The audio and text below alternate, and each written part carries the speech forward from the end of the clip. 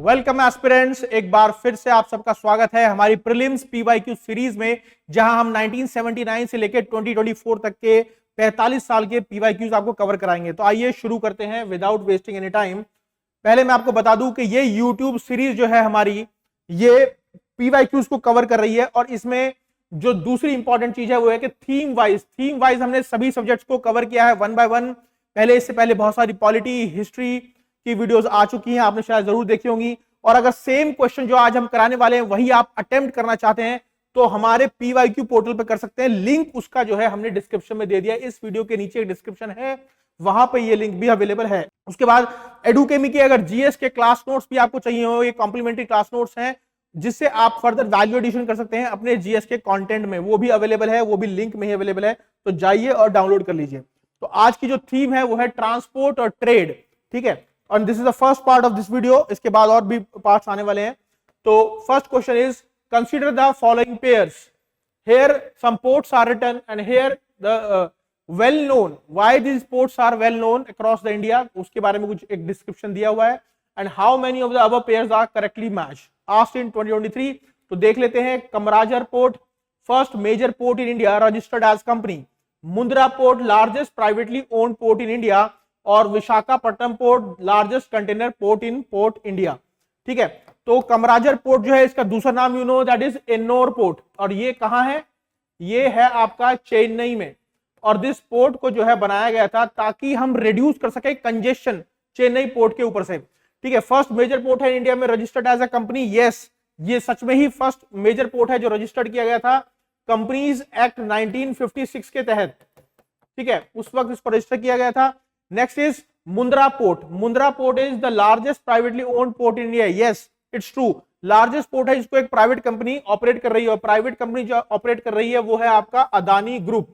In fact Adani group ने ये promise भी किया है कि मुंद्रा पोर्ट को कार्बन न्यूट्रल पोर्ट बना देंगे वो 2025 तक, ठीक है, ऐसा उन्होंने प्रॉमिस किया है। लेट्स सी कि क्या होता है।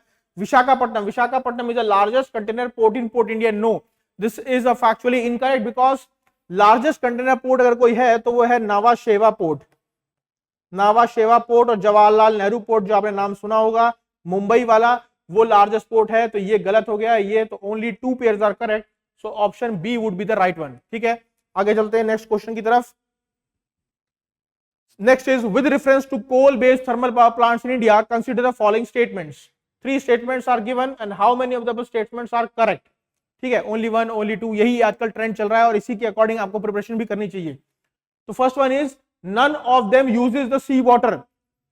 Second, none of them are set up in water stressed districts. And third one is none of them is privately owned, ठीक है। पहले तो मैं एक बात बता देता हूं कि अगर इन केस आपको इन स्टेटमेंट में से कुछ भी नहीं पता है तो एक चीज याद रख लेना हमेशा, नन जो है वो एक वेग वर्ड है, डाइसी वर्ड है। नन और ईच ये जहां भी आते हैं मैक्सिमम टाइम में ऐसा होता है कि ऑप्शन ऑल ही होगा, ठीक है, ऑप्शन ऑल करेक्ट या ऑल इनकरेक्ट ही होगा। तो इसमें देख लेते हैं एक बार कि none of them uses sea water. नहीं भाई, ऐसे कैसे हो सकता है? नन ऑफ देम तो हो ही नहीं सकता, क्योंकि कुछ ऐसे प्लांट्स हैं जैसे कि तुतीकुरीन थर्मल पावर प्लांट, वो यूज करता है सी वाटर को, ठीक है। मुंद्रा थर्मल पावर प्लांट वो भी यूज करता है सी वाटर को, ठीक है। तो ये गलत हो गया। None of them are set up in water stress districts, नहीं, ये भी बिल्कुल गलत है। अगर मैं एजम्पशंस भी करूं या कुछ फैक्ट्स मुझे पता भी हैं, जैसे कोरबा थर्मल पावर प्लांट वो एक छत्तीसगढ़ में है और वो एक वाटर स्ट्रेस डिस्ट्रिक्ट है। रामागुंडम तेलंगाना में है, वो भी आपका वाटर स्ट्रेस डिस्ट्रिक्ट है और वो भी वाटर स्ट्रेस डिस्ट्रिक्ट में है। तो ये स्टेटमेंट भी आपकी गलत हो गई। In fact 20 to 25 of the thermal power stations हैं वो आपके वाटर स्ट्रेस डिस्ट्रिक्ट में ही है। तो ये स्टेटमेंट बिल्कुल गलत हो जाती है। None of them is privately owned, नहीं, ऐसा भी नहीं है। अब तो अदानी, अंबानी और टाटास के काफी प्रोजेक्ट हैं जो कि प्राइवेटली ओन्ड हैं, तो ये कहना बिल्कुल गलत होगा, इसलिए ये स्टेटमेंट भी बिल्कुल गलत है। तो how many of the statements are correct, कोई भी करेक्ट नहीं है, तो डी, ठीक है। नेक्स्ट मूव करते हैं अगले क्वेश्चन की तरफ। हाँ, अगले क्वेश्चन पे जाने से पहले एक बार डिस्कस कर लेते हैं कि बेसिकली प्रीलिम सपोर्ट प्रोग्राम जो हमारा शुरू होने वाला है उसमें हम क्या क्या ऑफरिंग्स लेके आए हैं आपके लिए। फर्स्ट इज के 45 इयर्स के पीवाईक्यू हम कवर कर रहे हैं, वो तो हम ज्वाइन करने से पहले ही कर रहे हैं। आप लोगों को in fact even you are not joining till before you join और बिफोर द कोर्स स्टार्ट हम खत्म कर देंगे पूरे 45 इयर्स के पीवाईक्यूज, और थीमेटिकली कवर किया जाएगा सब कुछ। जैसे कि मैंने पहले बताया कि अगर आपको इससे पहले पॉलिटी, साइंस एंड टेक और हिस्ट्री के ऊपर बहुत सारे पीवाईक्यूज कवर हो चुके हैं, जाइए उन वीडियोस को भी प्लीज देख लीजिए। एंड सेम क्वेश्चन अगर आप अटेम्प्ट करना चाहते हैं तो पोर्टल पे कर सकते हैं, एडुकेमी में लिंक जो है इसकी वीडियो के डिस्क्रिप्शन के नीचे मिल जाएगा। दूसरा, चौथी चीज जो है, एडुकेमी क्लास नोट्स अवेलेबल हैं, कॉम्प्लीमेंट्री आपके लिए, फ्री ऑफ कॉस्ट है, कोई उसमें एक्स्ट्रा चार्ज नहीं है।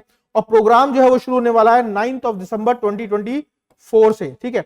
ये उनके लिए है जो 2025 में प्रीलिम्स क्रैक करने का सपना लिए हुए हैं और क्रैक करने की कोशिश में है, ठीक। आगे आ जाइए, क्या क्या इंग्रेडिएंट्स होंगे हमारे इस पूरे प्रोग्राम के। वन इज प्रैक्टिस टेस्ट, ठीक है, लगातार प्रैक्टिस टेस्ट होंगे हर थीम के ऊपर, और इतने प्रैक्टिस टेस्ट होंगे कि आप एंड ऑफ द पूरा कोर्स के होते होते बहुत ज्यादा स्ट्रांग हो जाएंगे अपने अपने सब्जेक्ट्स को लेकर। मैराथन सेशन होंगे, लंबे लंबे सेशन होने वाले हैं, जिसमें हम और आप लोग बैठेंगे और 1 to 1 बैठ के हम पूरा का पूरा रिजॉल्व करेंगे।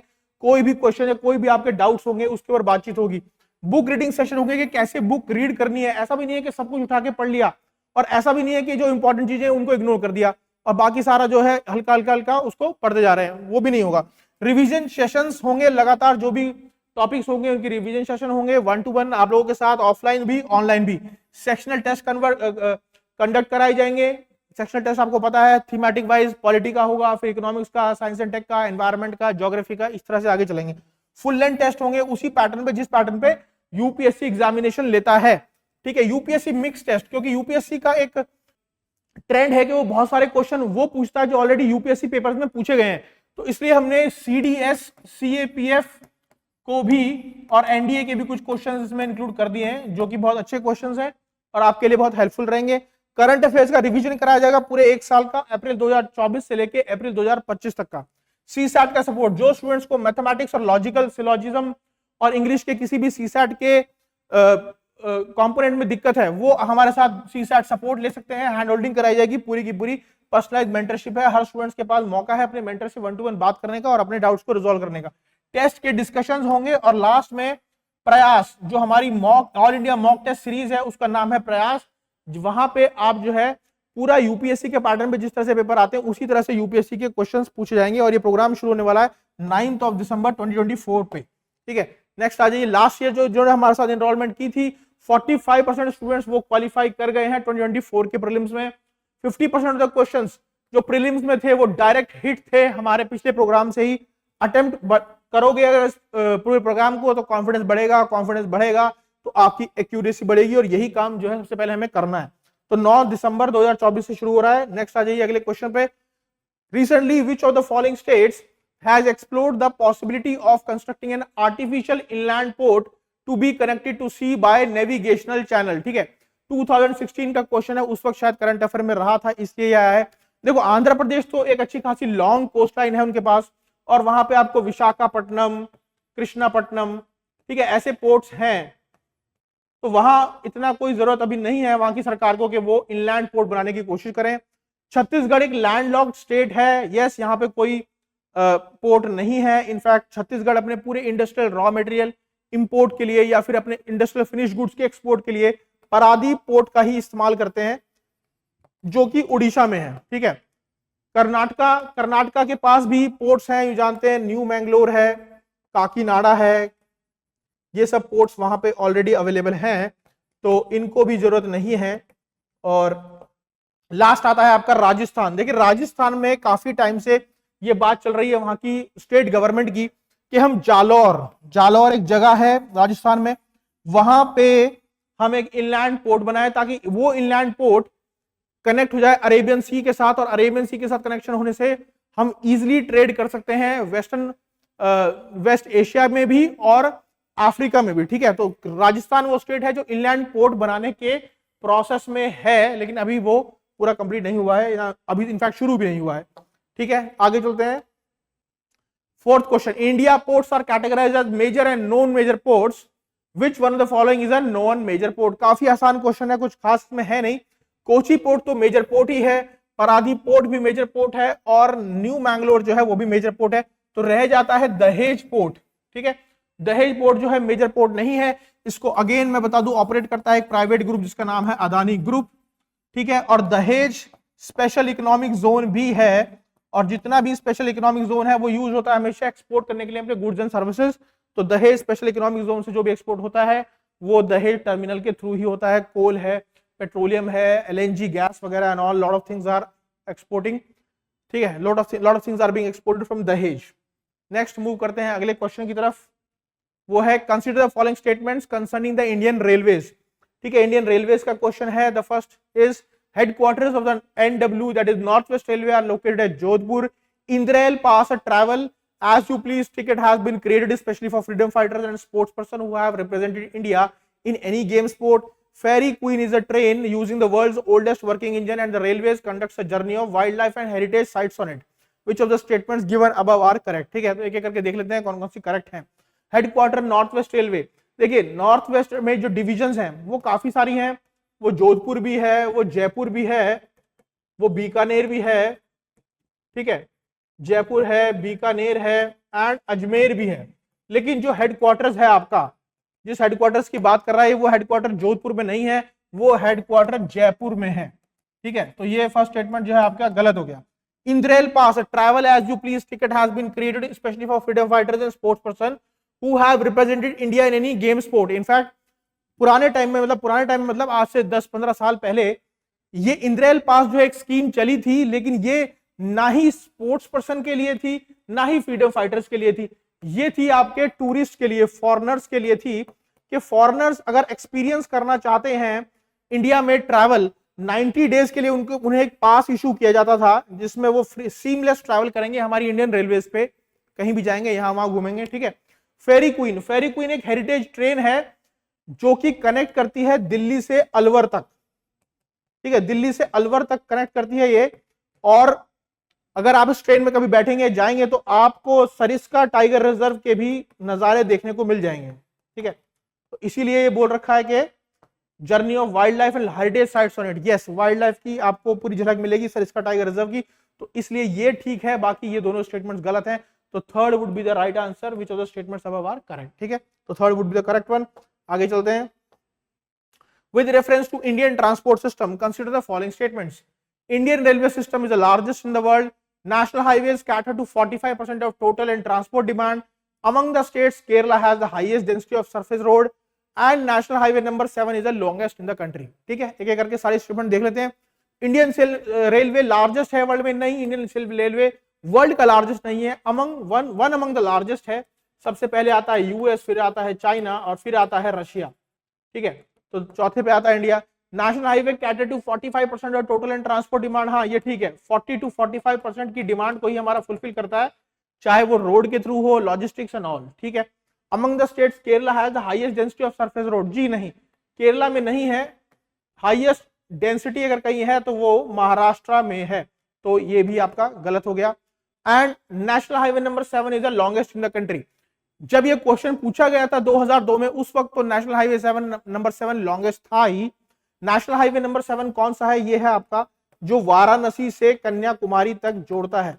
ठीक है, तो ये लॉन्गेस्ट है, इसमें कोई बड़ी बात नहीं है, आज भी लॉन्गेस्ट यही है, लेकिन ये नेशनल नंबर 7 नहीं है, अब इसका नाम बदलकर नेशनल हाईवे नंबर 44 कर दिया गया है। ठीक है, तो याद रखें, तो ये स्टेटमेंट्स आपकी ठीक है, that is second and fourth is correct, तो आप डी पे आंसर लगा सकते हैं। Next question, which one of the following set of states benefit the most from the Konkan railways? 1998 का क्वेश्चन है। देखो कोंकण रेलवेज का तो सिंपल ही है, ऊपर से आपका महाराष्ट्र, फिर आया ये आपका कर्नाटका, फिर गोवा की तरफ और लास्ट में केरला। ठीक है, तो ये चीजें हैं आपका महाराष्ट्र, गोवा, कर्नाटका और केरला, और ये सब जो है ऑप्शन ए में ही आ रहा है। बहुत आसान, बहुत सिंपल क्वेश्चन था। आगे मूव करते हैं अपने 8th क्वेश्चन की तरफ। The international air route from West Europe to East Asia passes through India because it is the shortest route. India is the only country in Asia providing refueling capacity. India is a busy center situated between two places. ठीक है, 1989 में पूछा गया ये question, तो आप इसको बोल सकते हो कि इंडिया आज की डेट में तो बिजी सेंटर है बिटवीन द टू प्लेसेस, लेकिन 1989 में ये क्वेश्चन पूछा गया था, तो इसलिए उस वक्त के टाइम में ये बेस्ट था, बिकॉज इंडिया एक ऐसी कंट्री था जिसको एक हॉट स्टेशन की तरह यूज किया जाता था, और रिफ्यूलिंग कैपेसिटी और दूसरे काम, मेंटेनेंस, रिपेयर ऑप्शंस वगैरह जो थे वो यहाँ पे अवेलेबल हुआ करते थे। ठीक है, तो option B would be the correct one for this 1989 वाला क्वेश्चन। Next is ninth question, north Atlantic sea route is regarded as an important international trade route because, क्यों?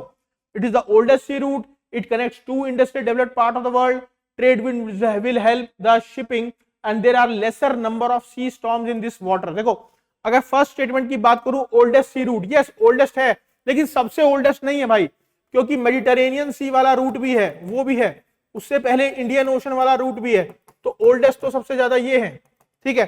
फिर है it connects to industrial developed part of the world, हाँ ये बात ठीक है, टू वर्ल्ड्स को कनेक्ट कर रहा है, क्योंकि north America and western Europe ये पूरा कनेक्टेड है, यहां से सारा रॉ मटेरियल, सर्विसेज, गुड्स जो है सब कुछ यहाँ पे सबसे ज्यादा अगर कहीं ट्रेड होती है तो इस एरिया में होती है। Trade winds will help the shipping, नहीं, ट्रेड विंड्स हेल्प नहीं करेंगी शिपिंग में, क्योंकि ट्रेड विंड्स जो है वो ट्रॉपिक्स में होती है, और यहां बात हो रही है नॉर्थ अटलांटिक की। नॉर्थ अटलांटिक थोड़ा सा ऊपर की तरफ आ जाता है, तो यू कैन से कि ज्यादा अगर इंपैक्ट होगा तो वहां वेस्टर्लीज का होगा, ठीक है, तो वेस्टर्लीज का इंपैक्ट होगा, ट्रेड विंड्स का इतना नहीं होगा, तो ये भी cut. These are lesser number of sea storms in this waterway, ऐसा नहीं बोल सकते आप कि स्टॉर्म्स बहुत कम है नॉर्थ अटलांटिक में, स्पेशली क्योंकि कोल्ड करंट भी है वहां पे जो आर्कटिक से आ रहा है, प्लस नॉर्थ अटलांटिक ड्रिफ्ट है, जब इनका मर्जर होगा, जब ये इंटरेक्शन करेंगे तो कुछ टर्बुलेंस जरूर क्रिएट होता है, और उस टर्बुलेंस क्रिएट होने की वजह से सॉरी काफी सारे सी स्टॉर्म्स देखने को मिले हैं इस नॉर्थ अटलांटिक सी रूट में। Next question is 10th, India earns maximum foreign exchange by the export of which of the following commodities. Simple है इसका आंसर, इसका टी ही है, क्योंकि टी जो हम एक्सपोर्ट करते हैं अपनी नेबरिंग कंट्रीज में भी, इवन अफ्रीका में भी। जूट तो बहुत पहले ही डिक्लाइन हो चुका है जब से सिंथेटिक डिमांड बढ़ी है, जब से सिंथेटिक डिमांड बढ़ी है, ज्यादा से ज्यादा जूट की जो डिमांड है वो कम होती जा रही है, तो इतना एक्सपोर्ट नहीं कर रहे हैं, अभी भी हम यही कर रहे हैं। 1979 में भी टी ही ज्यादा हमारा एक्सपोर्ट होता था।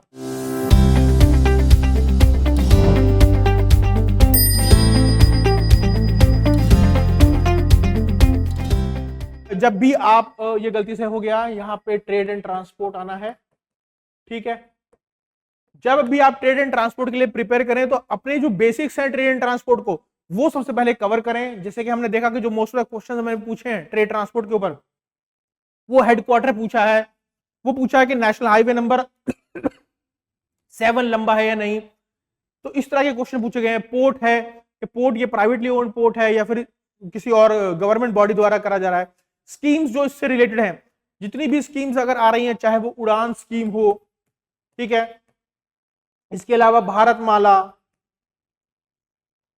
सागरमाला, ठीक है, तो ये सारी स्कीम है। करंट अफेयर्स रिलेटेड इंफॉर्मेशन कुछ ना कुछ करंट अफेयर्स में रहता है, जैसे national logistic policy, national logistic policy के बारे में बहुत चर्चा हो जाती है कभी कभी, उसको देख लें, ठीक है। प्राइम मिनिस्टर गति शक्ति इनिशिएटिव, तो इनसे लिंक करके भी कुछ ना कुछ क्वेश्चन आ सकता है जो कि ट्रेड एंड ट्रांसपोर्ट में इंक्लूड हो जाएगा। ट्रेड की बात कर रहा हूं तो ट्रेड पॉलिसी भी आ सकती है। और एक ही लास्ट क्वेश्चन आपने देखा ही होगा 10th वाला, इसमें ये पूछ लिया कि एक्सपोर्ट किसका ज्यादा है कंट्रीब्यूशन, तो हो सकता है कि किस और सेगमेंट में भी ये पूछ लिया जाए कि एक्सपोर्ट किसका ज्यादा, या इसको अरेंज करें असेंडिंग से डिसेंडिंग ऑर्डर की फॉर्म में, कुछ 3-4 कमोडिटीज दी जा सकती हैं, ठीक है। तो यही है मेरी प्रोमेंटर टिप। मैं चाहता हूं कि इसके लिए आप स्पेसिफिक इंफॉर्मेशन गैदर करें, जनरल इंफॉर्मेशन पे रिलाय ना करें।